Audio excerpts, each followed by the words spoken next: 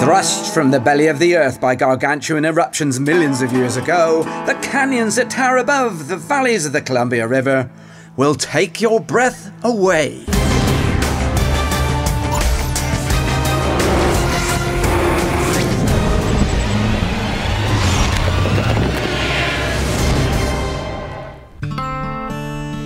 And that's not the whole story. The huge mountains that converted much of the region to desert by gobbling up the Pacific rains are these days its saviour. Gigantic dams now capture the melting snow, and through a network of lakes and irrigation, it's returned to one of the most fertile regions of the USA. A backdrop befitting of the inaugural running of the UIM World Junior Hydroplane Championship, you might say. Regretfully, however, the venue for that is a few miles east. Never mind. Welcome to Washington's Lake Moses. Beautiful in its own right, I must add. The first ever JHydro World Championship being held here at the National American Powerboat Association Stock Outboard and Modified Outboard Shootout. Hundreds of drivers, and joining them 5,000 miles from their homes, 3 academy drivers from Doha, Qatar. The youngest, just 9 years of age. Yassim Al-Nasra. His ambition to become H1 Unlimited World Champion in 10 years' time.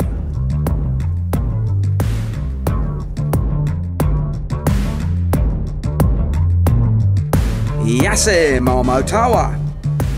Not just to be world champion for him, but also to win honour, pride and respect for his country.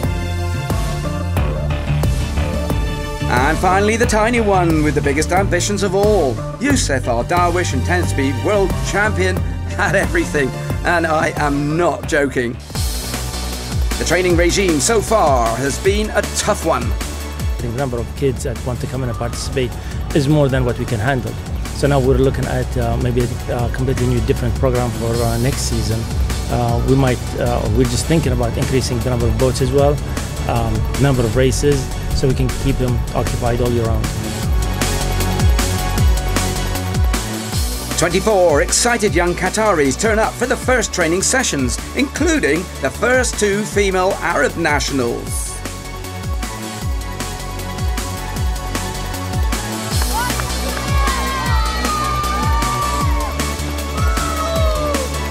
It's a hard-fought competition, and despite the objective always being to have fun and learn, the underlying competition for a seat on the plane for America is contested to the bitter end. And now, in America, a new challenge. 3, 2, 1. Single biggest issue facing the young Qataris is undoubtedly the clock. It's a whole new ballgame. We've got a steep learning curve here, and again, these kids are very good, and they're good listeners. And then anytime you see the black flag, that means you come in. Okay, I want you to watch this now when it gets under 1 minute, because it'll go tenths of a second. White flag. You want to hit the start-finish line when that clock hits 0.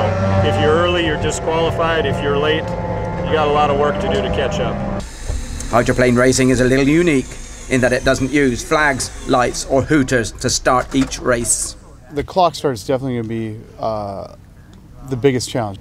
Getting the hang of it's going to take a little while, and racing with the traffic is the least of the concerns. They've done a great job of always paying attention to see what's going on, but the clock start's going to be the steepest learning curve. Most of the top drivers in any form of motorsports started at a young age. In my opinion, this is the best way to train a driver, just racing at a young age, learning all the time, all the way through the ranks. My ultimate goal is to get one of our Qatari drivers on the podium. That would be the ultimate. Winning it would be the ultimate goal, of course. That's the objective. Realistically, racing against these guys in the United States, these kids have been doing it, for many years already. 3, 4, 5 years.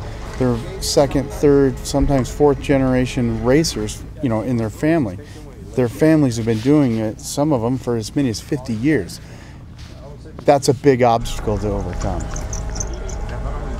Before being permitted to race in the World Championship, the Qatar drivers must first cut their teeth in national heats that precede the World Eliminators.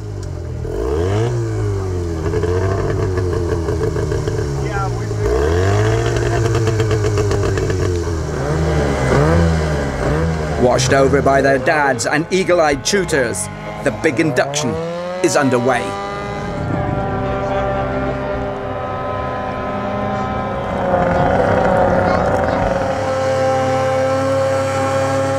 It's a promising start, but given the Americans are bigger, older, stronger and much more experienced, after first heats it's clear even getting to Wednesday's World Finals is a bigger challenge than the three boys could ever have imagined. New country, new experiences, much to learn in such a short space.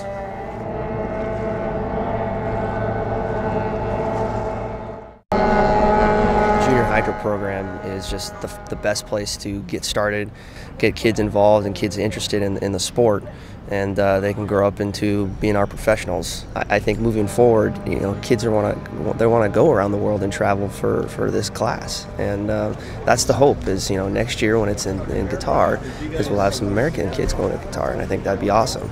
And it's a great cultural experience for themselves as well. It's the most amazing opportunity. It was something I would have loved to have done when I was a child if I was given the opportunity, and it's been so gratefully received, and the kids are just having an absolute blast and enjoying themselves out there. This is a big learning curve for them. Obviously, you know, when they go out in the eliminations, they're going to be one of 12 boats. That is a big jump from where we were in Doha when we were doing 3 or 4 boats on the water at the time, but they are very fast learners, and I'm sure that they will rise to the challenge in front of them. You tell us when you're ready. You're the driver. The time has arrived for the wee men to make their mark. Youssef first.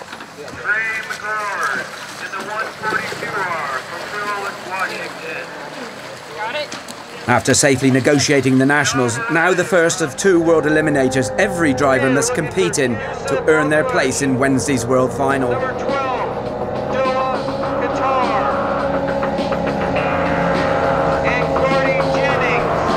24 drivers, aggregate points from both races will count.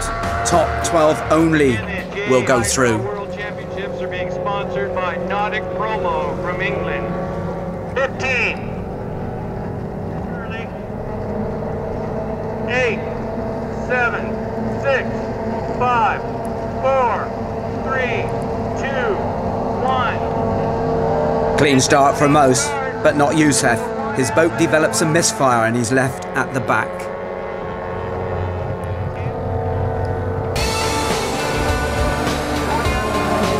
Now, it's heads down and hope.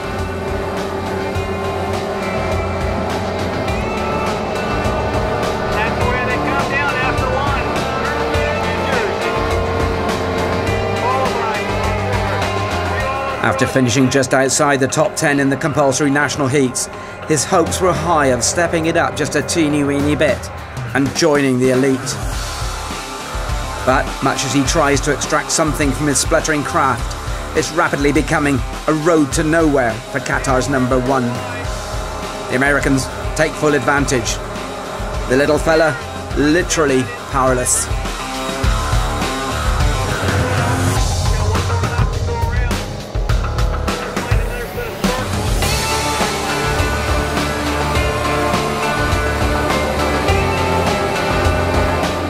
Every lap looking across to his mentors for guidance, and nothing they can do either. It's a disaster.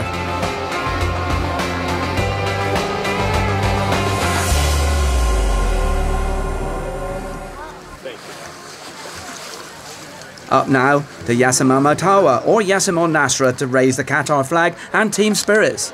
They go next.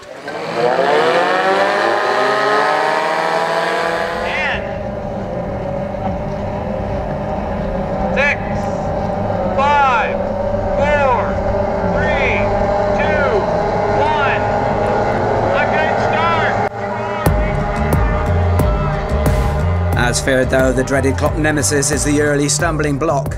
As it hits 0, Yassimo Matawa is 5th, Yassimo Nasra 6th. top 4 finish minimum target.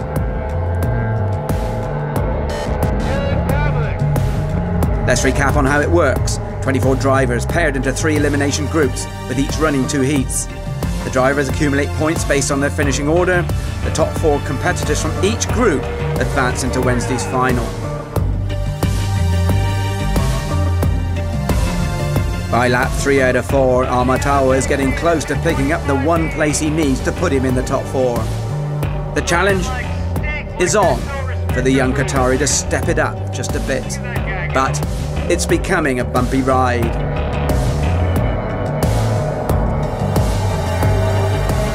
Up ahead, Oswego's Jared Pavlik 225 is running second, behind runaway leader Fisher Dial, Florida 6F, with Travis Alsh 662 and 22R, Julia Clayton making up the top 4.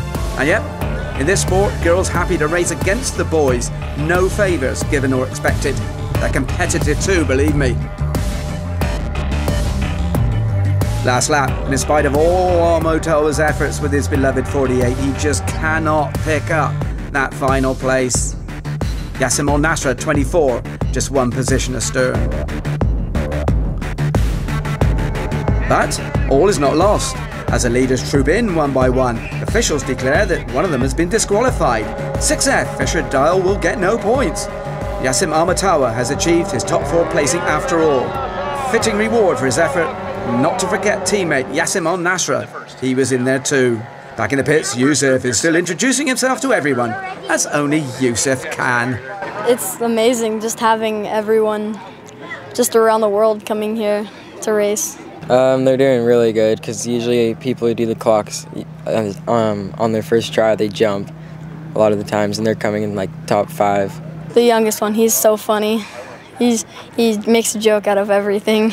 Everyone smiles when they say Yusuf. Why is that? Just watching the Qatar video, he never let off the gas. He just flew the boat. When you're not racing in your heat, will you be cheering the Qatar boys on a bit? Yeah. Promise? Yeah, promise.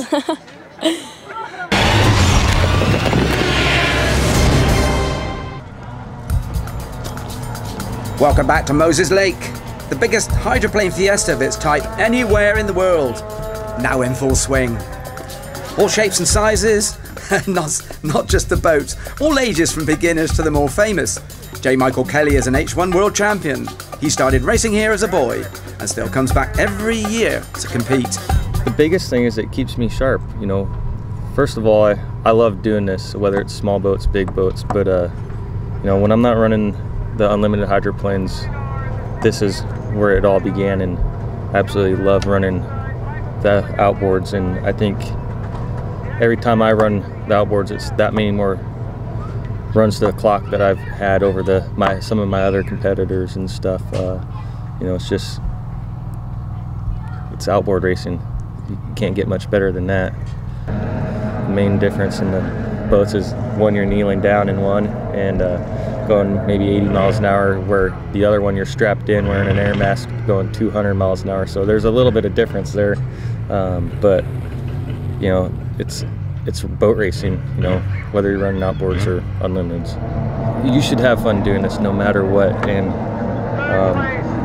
you know, when I started racing, it took me forever to win my first boat race. And you know, it's just follow through with your dreams, and whether you want to be, you know, a pit crew guy or you want to drive unlimited hydroplanes, you know, just follow through and maybe you'll get the opportunity. You know, I'm one of the lucky few that gotten to do what I love to do, and I'm very thankful for that. J. Michael Kelly, great role model for every young driver. Final elimination heats of the JHydro World Championship coming up. First though, let's take a look at how this class of junior racing has made as level a playing field as possible. Being lighter is no advantage. Boats are weighed with the driver in and weight added to achieve minimum requirements. Initially, the boats will come in, they'll check for safety, make sure that the steering is good and that everything is bolted on correctly and all before they go out to race. There's a minimum weight, So that's why we weigh them with the drivers in the boat. Now, if you have a light driver, you need to add weight to the boat. It's just pieces of lead at different locations. They'll tape it down, make sure it's secure, and that's one of the safety things we do check to make sure that nothing's going to be falling out of the boat. And propellers are drawn for. Draw a number out of the hat, and that's what you race with. Can we go get our boats now? But no time to waste. Youssef is up next. Huge amount at stake for many of these youngsters for whom Eliminator 1 was a catastrophe. Count Youssef among that number. Although now his engine is fixed, a finish in the top 3 pretty essential if he's to line up in tomorrow's final. One thing, whatever the outcome, he will put everything into it. A good start would be such a huge bonus.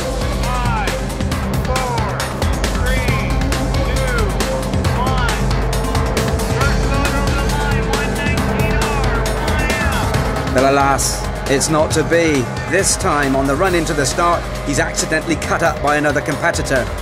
Now out of position as the clock hits 0. The learning curve just got steeper. From almost last to third is now virtually impossible.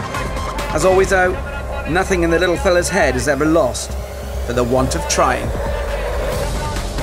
Up ahead, 12H Ryland Chu hits the front. Ahead of 1F Tanner Dial and 2 US Gordy Jennings. 5th, 65 kilometers an hour down the straights. With 2 of the 4 laps remaining, Youssef has picked up 2 places. He's flying now, and he wants more.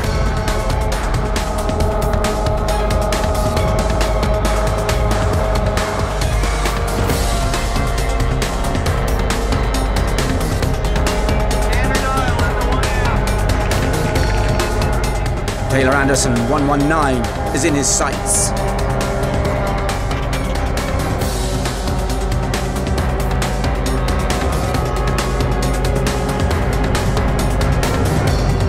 Bigger, stronger and more experienced. But reputations aren't everything. Sometimes what you generate from the heart is what matters most. And Youssef has plenty of that. After a lap of hard driving, the American is duly dispatched into 6th place.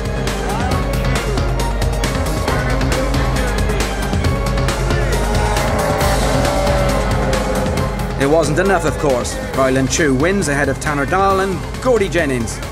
Youssef, though, is accredited with performance of the day. The engine worked good, and J-Dub, he found the wrong in the engine. It was the petrol. It was a bit hard because they were too far. Then I was trying to just keep on holding the throttle. I was trying to go from the outside, then come from inside. So it might be there's a crash or something. Brave face from one so young. He won't make the final. So, all down now to Yassim Al-Motawa and Yassim Al-Nasra to try and secure a place in that final, with Al-Motawa favourite of the 2. Top 4 finish would guarantee that slot. 5th, too close for comfort. Can either driver nail the perfect start, which so far has eluded them?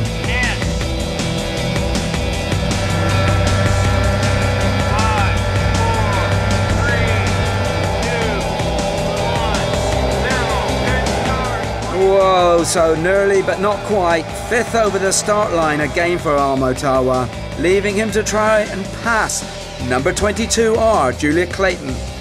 4 laps to do it, but as we've already said, the girls in this sport race hard. So what must Yassim do? Go after the leaders knowing that if he crashes there's no points at all? Or hope that one of them might break, and then, even if they don't, there's still that outside chance of making the final from 5th.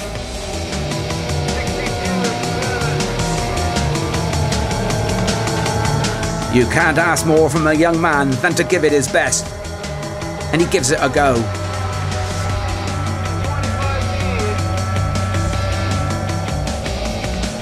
It's fast, hydroplane racing, designed to skim across the water with only the propeller and the sponsons touching the surface. The trick is to allow just enough air to rush underneath the boat, giving it the lift that allows it to hit 70 kilometers an hour. And that feels like 170 with your nose on the water. Yassim Al-Matawa is giving it everything. Closing in.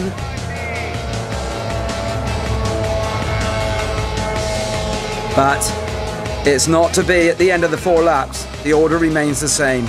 Jared Pavlik scores his second maximum, Fisher Dahl second, Travis Ulch is third, and Julia holds on to her prize 4th place. Al-Matawa is 5th, Yassim Al-Nasra a creditable 7th. Lance Thomas. He's happy for the race, and everything was okay. Alhamdulillah, thanks God. But as the sun sets, Yassim's chances of making the final hang in the balance. Finals day, and after final analysis and UIM approval, it's not good news for the Qatar team.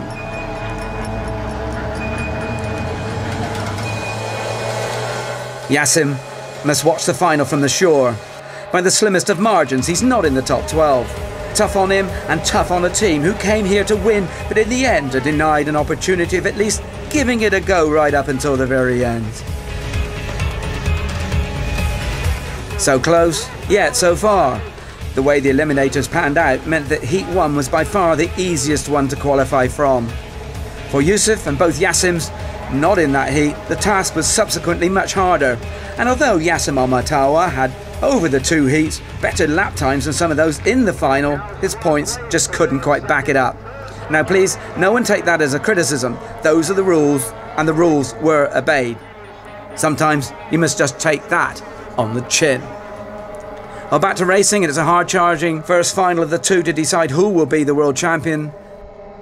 But in the end, well, that comes down to the final showdown. Jared Pavlik 225 and Ryland Chu 12, the bookies' favourites, but any one of the top 10 in with a shout. Because here it is, the final, as they come down. Watch the rooster tails. We already got some boats flying. Travis Ulch 662, Tyler Price 36, Gordy Jennings US2, Fisher Dahl 6, Taylor Clayton 27, Kiera Marcard 150, Juliet Clayton 22, and Jacob Maudlin 311, all in with a chance of lifting the coveted world title for the first time. The experience and racecraft of the American lads, clear to see. Frenetic racing, hitting over 70 kilometers an hour now as the championship reaches its climax. Super Chew, 12H, leading the way.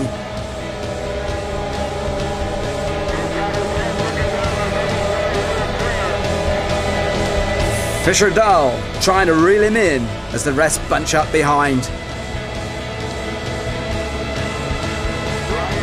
And what a genuinely inspiring experience this has been. 24 drivers, small 9-feet boats powered by 60J Mercury engines with a restrictor in them to keep it safe. Minimum overall weight 300 pounds, which includes the driver, to keep it fair. Competition speed record just over 70 kilometers an hour. A great way to learn racecraft, how to stay safe afloat, to respect others doing the same, and learning to comply with those in charge. And where girls get an equal opportunity. It's all quite brilliant.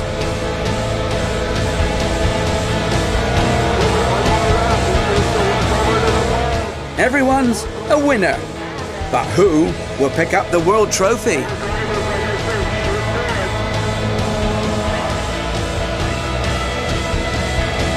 After dominating in both final races, it's the modest and really delightful Ryland Chu.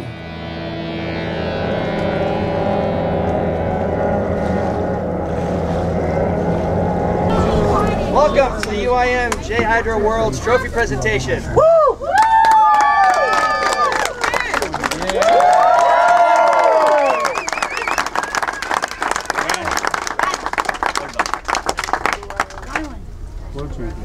It's definitely a big accomplishment. It would be another thing just to win nationals also with this. It's definitely something new and exciting. It's pretty cool, actually. All of us are an entire team, and our drivers did their job. All of our, our mechanics did our job. We did have a couple little hiccups here and there, but it was a great experience. We did really well against the best in the world. I said I will make a Qatari world champion. It's a promise to myself, promise to the Qataris. So an emotional J-Dub and his young team leave Moses Lake empty-handed, but with pride and heads held high. Their day will come. From me, Peter Butler, bye-bye.